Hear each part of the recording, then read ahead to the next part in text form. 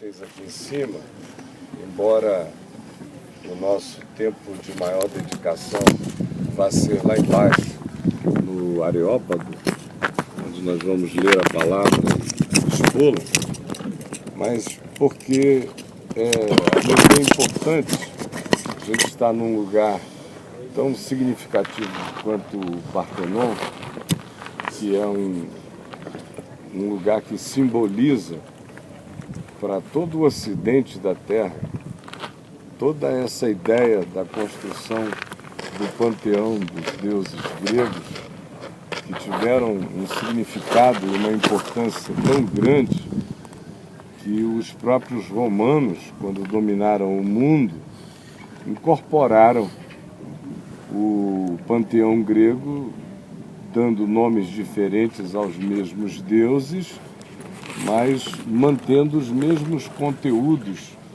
de representação e de arquetipia que esses deuses tinham na concepção grega. Por que eu quero falar sobre isso? A pergunta é: de onde vêm os deuses e de onde vêm tantos deuses? É óbvio que em todas as culturas da Terra você vê uma proliferação, uma quantidade enorme de deuses. Não foram os gregos que inventaram um panteão. Desde que nós temos registros da humanidade antigos, da Suméria às civilizações mais antigas da Terra, havia quantidades de deuses. Alguns povos com mais deuses, outros com menos deuses, alguns quase que com uma singularidade de um único Deus.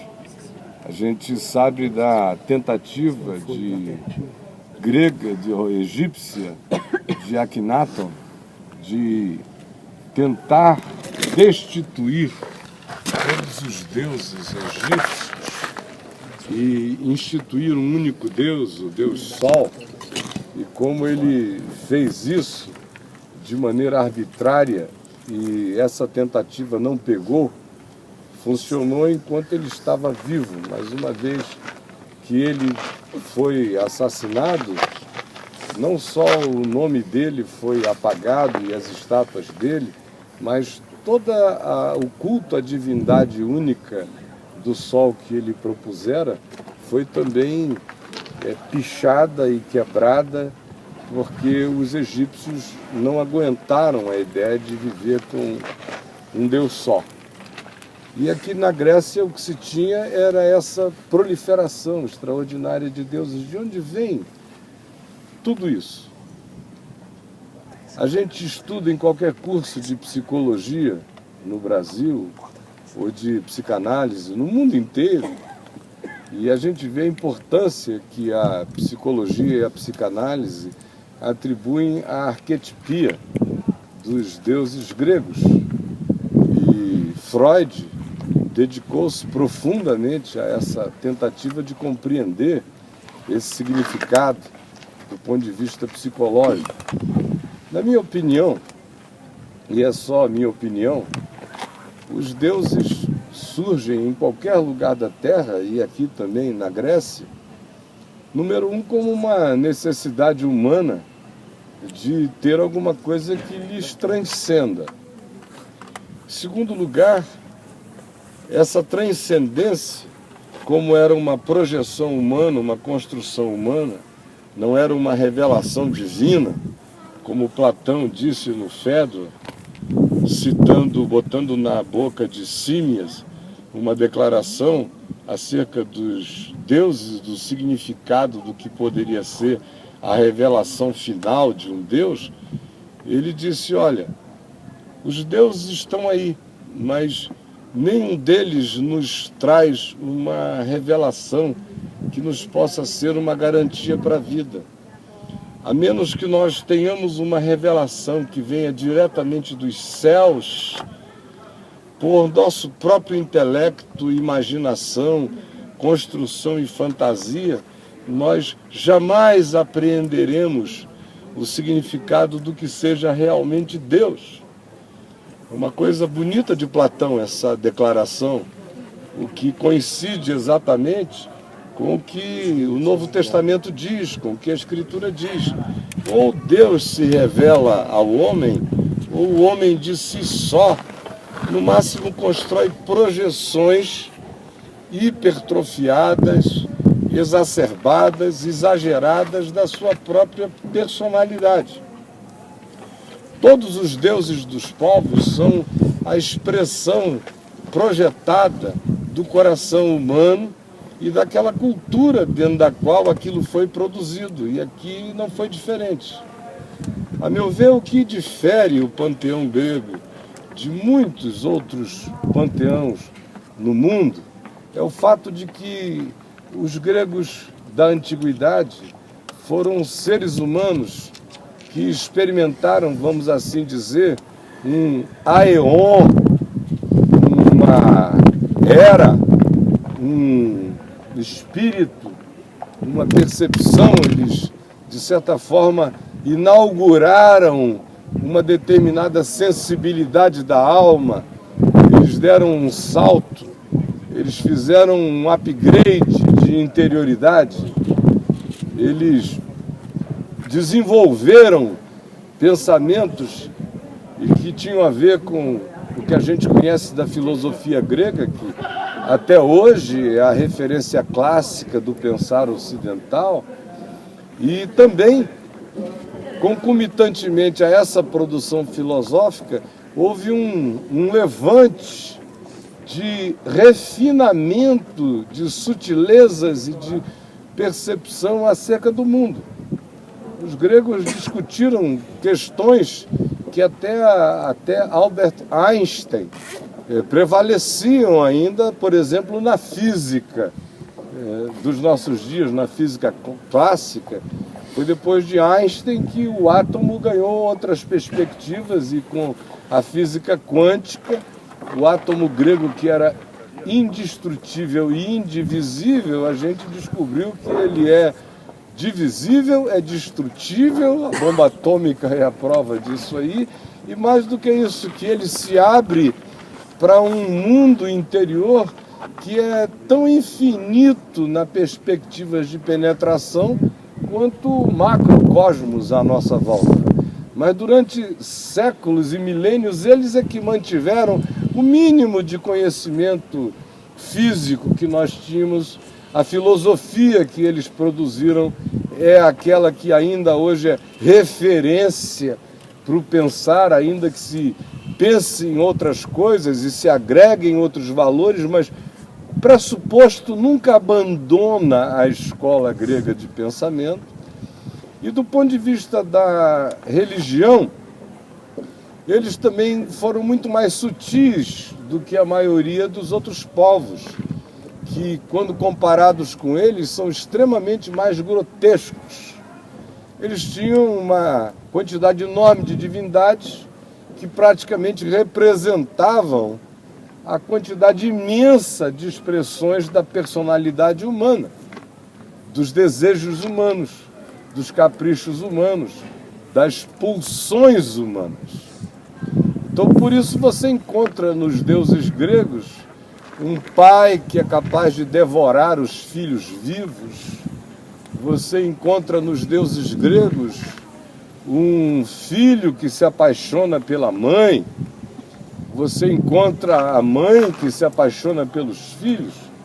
Você encontra sublevação de filhos destruindo o pai poderoso. Você encontra todos esses elementos que são comuns na experiência humana. Você também encontra as representações poderosas das pulsões humanas. A mais poderosa delas, a sexualidade, que tem a sua tipificação numa deusa que expressa isso. Você tem a guerra, a conquista. Você tem os poderes dos mares, por exemplo, e o incógnito misterioso dos mares e da fúria das ondas num Poseidon. Você tem uma quantidade enorme e praticamente todos os fenômenos da natureza estão ali representados tanto quanto todos os fenômenos humanos estão também ali representados. De modo que os deuses gregos, como todos os demais deuses da Terra, são projeções da imagem e semelhança do homem, lançados a uma perspectiva superlativizada. Para serem deuses, não podiam ser idênticos a nós. Pareciam conosco, mas eram mais fortes. Pareciam conosco, mas eram imortais. Eram caprichosos como nós, mas tinham poderes supremos. E sobre todos eles havia um superior, do qual todos os demais decorriam e descendiam.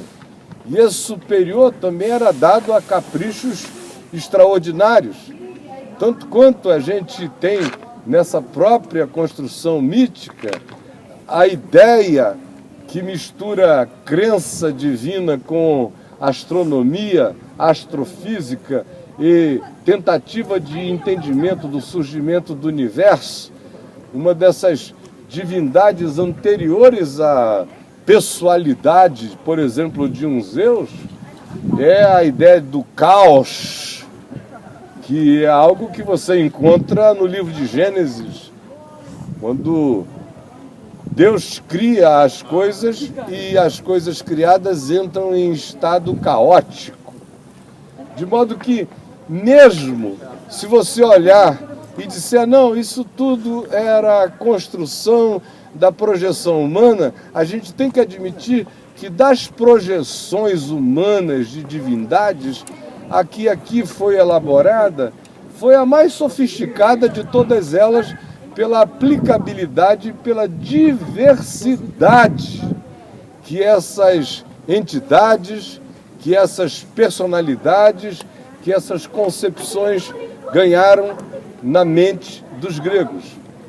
Daí a psicologia se servir tanto, e Freud e Jung, posteriormente, vieram a universalizar o conceito de que os deuses gregos eram representações de arquétipos humanos universais, por assim dizer. Ou seja, do ponto de vista da psicologia, se a gente pensar com categorias junguianas e não freudianas, foi o inconsciente coletivo humano projetando a individualidade dos indivíduos é que criou essa noção que virou, por assim dizer, uma abstração que ganha uma certa concreção arquetípica, de tal modo que o indivíduo não precisava nem ter consciência daquilo, porque o arquétipo, uma vez adensado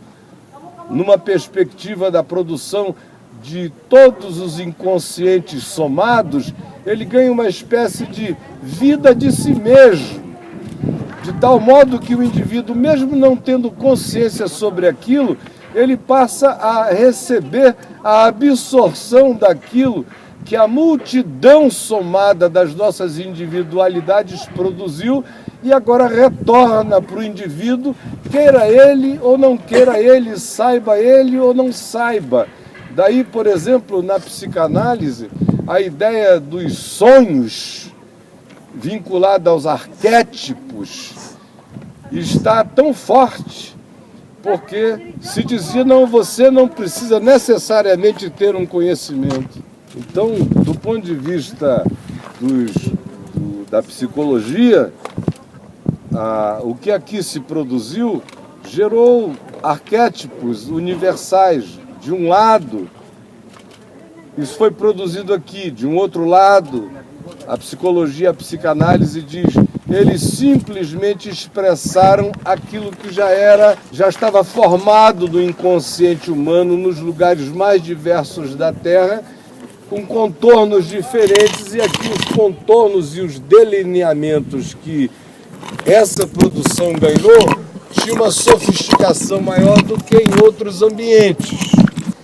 De maneira hiper simplificada, até porque eu vinha num desenvolvimento de pensamento que foi interrompido por essa história, eu vou partir logo para o que eu penso que seja um dos fatores primordiais na produção desses pensamentos e desses conceitos. Bom, de um lado, a gente sabe que todos esses deuses se parecem conosco. Quem nunca ouviu história de incesto? Quem nunca teve a experiência como garotinho de sentir ciúme da mãe, quando o pai está beijando a mãe, querendo a mãe sexualmente? Qual é o filho ou filha que se sintam à vontade, por exemplo, ouvindo o movimento ruidoso de um pai e de uma mãe num quarto fazendo amor de maneira mais alta? A maioria dos filhos se constrange e os homens sentem um determinado desconforto em relação ao fato de que aquela que o amamenta, que cuida dele, que o gerou, que o pariu, é também uma mulher que orgasma junto com o pai, gera um certo desconforto. É o complexo de Édipo, por exemplo. Para a gente não sair contando histórias e multiplicando coisas que vocês todos, na maioria, já sabem, eu as digo apenas como ilustração. A minha pergunta, no entanto, é outra. Conquanto eu admita que toda essa arquetipia seja uma produção da nossa própria natureza e que tenha sido exacerbada para ganhar as caracterizações imensas do significado de um Deus ou da imortalidade, para mim, olhando para a Escritura, olhando, por exemplo, para o livro de Gênesis, no capítulo 6, a minha leitura é inversa a essa da psicologia clássica. O que eu penso? Lá em Gênesis, no capítulo 6, está dito o seguinte: ora, naqueles dias, os filhos de Deus, os Benai Elohim, que é uma expressão que caracteriza anjos e que aparece em Gênesis, no capítulo 6, e vai aparecer outra vez apenas no livro de Jó, quando se diz que os Benai Elohim apresentaram-se diante de Deus e com eles Satanás. Portanto, a designação de Benai Elohim é filhos de Deus. E ela aparece nitidamente vinculada a presenças não humanas, que nós designamos como anjos, que nada mais são do que mensageiros de uma outra dimensão, se você quiser assim chamar, porque anjo significa mensageiro, e é só isso. E são, de acordo com o livro de Hebreus, designados como espíritos ministradores em favor dos que hão de herdar a salvação. Pois bem, em Gênesis 6, se diz que os Benai Elohim, esses filhos de Deus não humanos, estiveram na terra. O livro de Enoque nos diz que 300 deles desceram sobre o Monte Hermon, lá no norte de Israel, aonde nós estaremos e, se Deus permitir, aprofundaremos essa noção um pouquinho mais. E diz que eles fizeram uma conspiração, e a conspiração era a seguinte: eles ficaram tão desesperadamente tomados de uma volúpia invejosa em relação à experiência humana do amor, do sexo, da reprodução, do prazer e até dessa mortalidade sôfrega que nós humanos experimentamos, que eles decidiram possuir, como diz o livro de Gênesis, dentre as filhas dos homens as mais belas. E com elas geraram filhos, que o termo grego para designar os filhos desses Benai Elohim, com as filhas dos homens mais belas, o termo é Nefilim. São aqueles que caíram dos caídos. Esses que vieram e que escolheram deixar a sua dimensão. Como Pedro diz na segunda epístola dele, aludindo a esse episódio de Gênesis 6, Pedro diz: que aqueles que estavam transgredindo a pregação do Evangelho e se entregando à promiscuidade assemelhavam-se aos Benai Elohim, lá do livro de Gênesis, no capítulo 6, que abandonaram o seu próprio domicílio, abandonaram seus termos dimensionais e resolveram penetrar seguindo após uma outra carne, uma outra experiência que não era deles.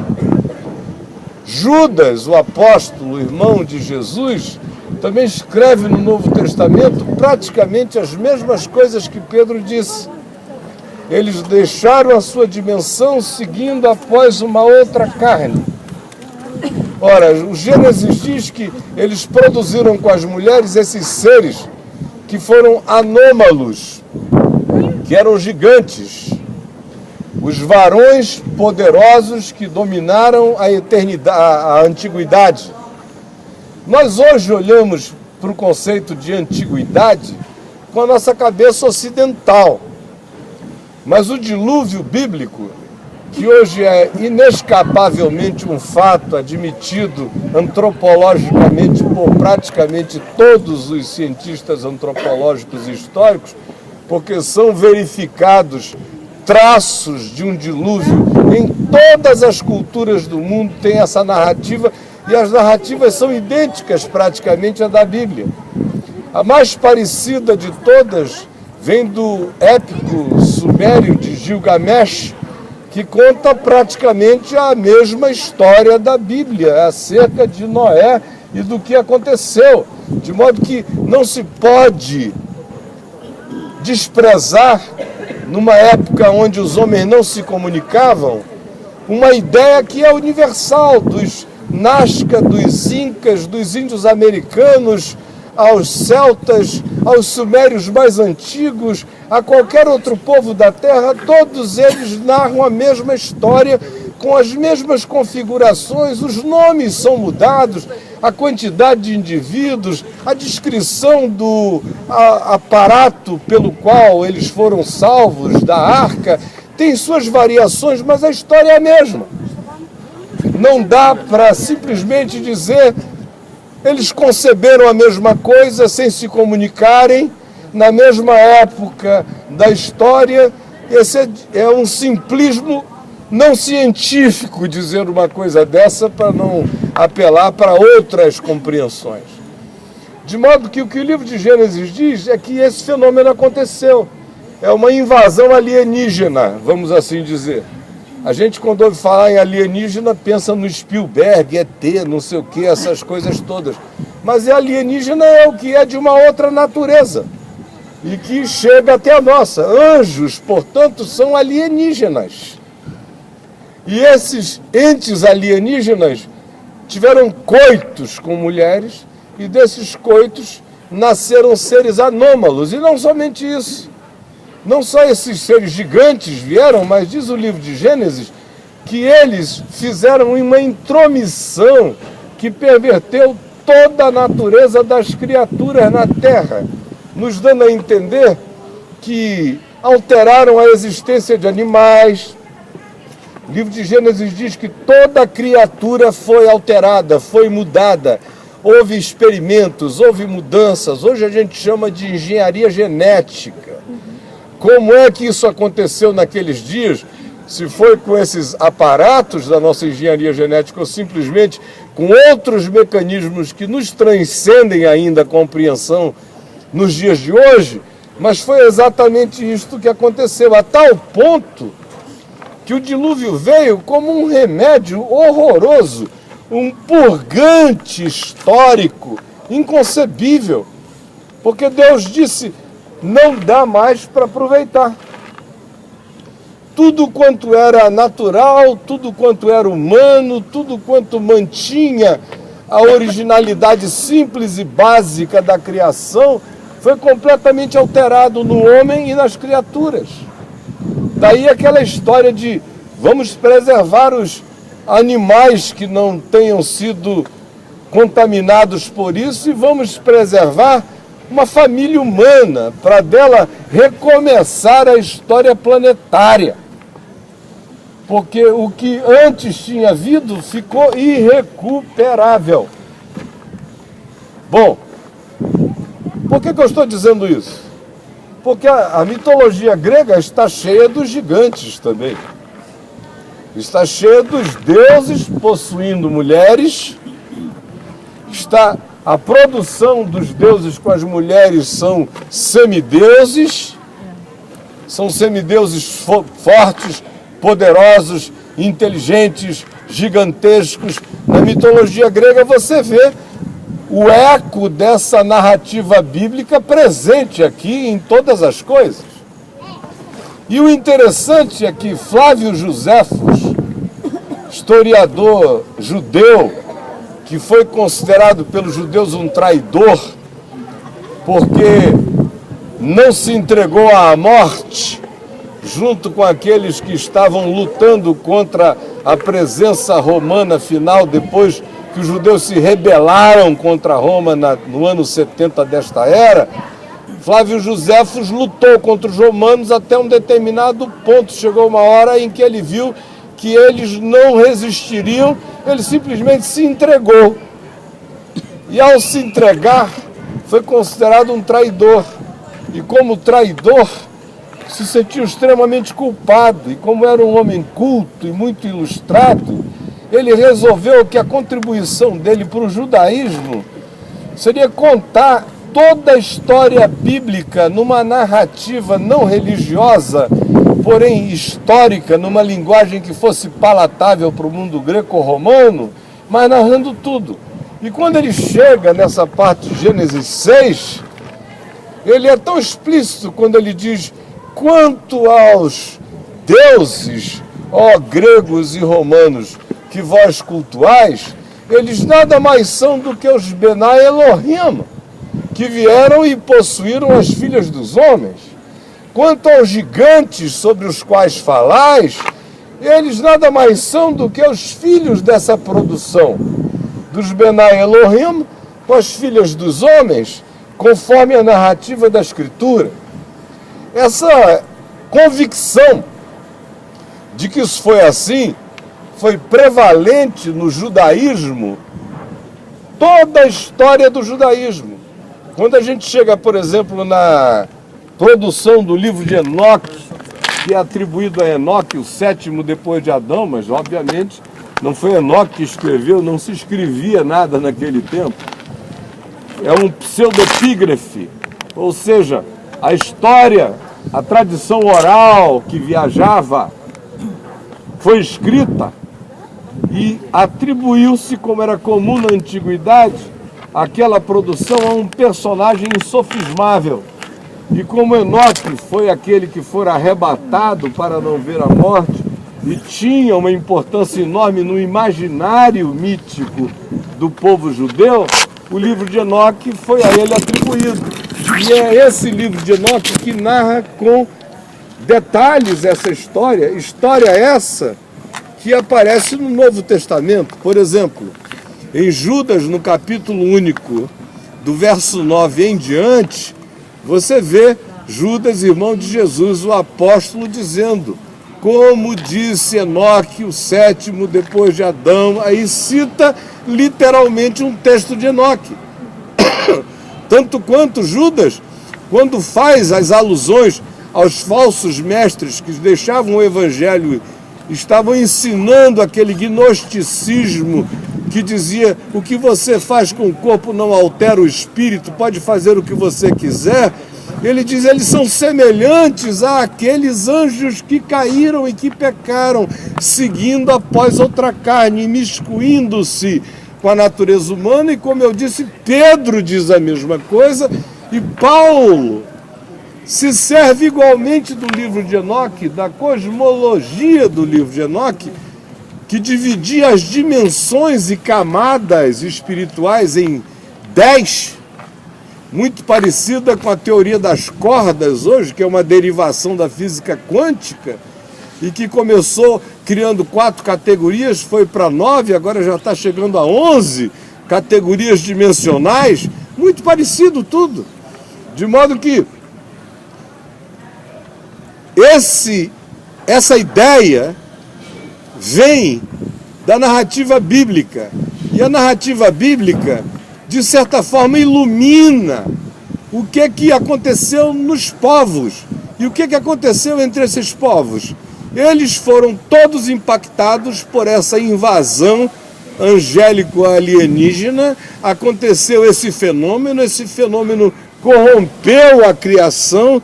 Por essa corrupção da criação, surgiram esses gigantes que dominaram de maneira malévola a antiguidade, de modo que eu, por exemplo, quando leio a mitologia grega, muito mais do que ficar pensando apenas numa construção fantasiosa, eu vejo naquilo uma descrição que na Bíblia não existe, mas que na antiguidade superabunda, de como foi a presença desses entes de outra dimensão entre os humanos e de como eles usaram e abusaram e impressionaram e impregnaram a natureza humana e mudaram o mundo a tal ponto que nós não seríamos nós.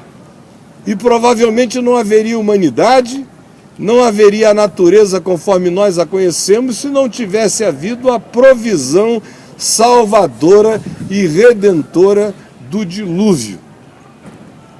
Então, a minha leitura, como eu disse, é o oposto. Conquanto eu creia na construção do inconsciente coletivo, eu creio que esse inconsciente coletivo nada mais foi, nesse caso, do que a expressão dos ecos que tanto gregos quanto outros povos da Terra tiveram em relação ao impacto que acontecera no planeta antes desse grande dilúvio, mas que mesmo depois do dilúvio, os ecos daquele tempo continuaram presentes, agora sim, fomentando um panteão, agora sim, fomentando uma religiosidade, agora sim, fomentando algo que poderia para alguns se pensar e se imaginar como a fantasia projetada da natureza humana somada, gerando o inconsciente coletivo. A meu ver, o que houve foi um fato histórico concreto que foi apagado da civilização humana como realidade, mas os ecos do acontecimento jamais se dissolveram na consciência humana. E por falta de qualquer revelação divina, o encontro mais próximo que os humanos tinham tido com algo tão poderosamente alienígena tinha sido aquela experiência, daí ela também se proliferar nas suas narrativas idênticas no mundo inteiro. Você vai aos índios americanos, eles contam coisas semelhantes. Os povos de Nazca, no Peru, contavam histórias semelhantes. A mesma coisa os maias, os astecas. De onde vem Thor, dos celtas? De onde vêm todos esses gigantismos presentes no mundo, senão do eco desse acontecimento? Como eu disse, isso foi prevalente no judaísmo. Durante muito tempo atravessou a era cristã e mais. Os cristãos originais criam exatamente assim. Prova disso é Judas, prova disso é Pedro, prova disso são os ecos disso nas próprias epístolas de Paulo. Quando é que isso passou a ser visto de um outro modo? Já foi no século VI da nossa era, quando Agostinho achou que era demais, já com uma mente querendo ficar mais sofisticada, que era demais imaginar que anjos tivessem tido coitos com humanos e que tivessem produzido tudo isso. Então ele, a partir dali, é que começou a desenvolver essa teoria que se tornou prevalente no protestantismo. No catolicismo e no protestantismo virou praticamente um axioma, que dizia o seguinte: não, os Benai Elohim não eram anjos, eram só os descendentes de Sete, filho de Adão. Os descendentes de Sete coabitaram com mulheres bonitas que não eram da descendência dele. E aí houve uma miscigenação, seria o tal do casamento misto. Dali em diante, Essa foi a ideia que veio prevalecendo, mas durante milênios não foi assim que a humanidade pensou, não foi assim que o judaísmo entendeu, nem foi assim que os primeiros cristãos, durante 6 séculos, compreenderam o acontecimento.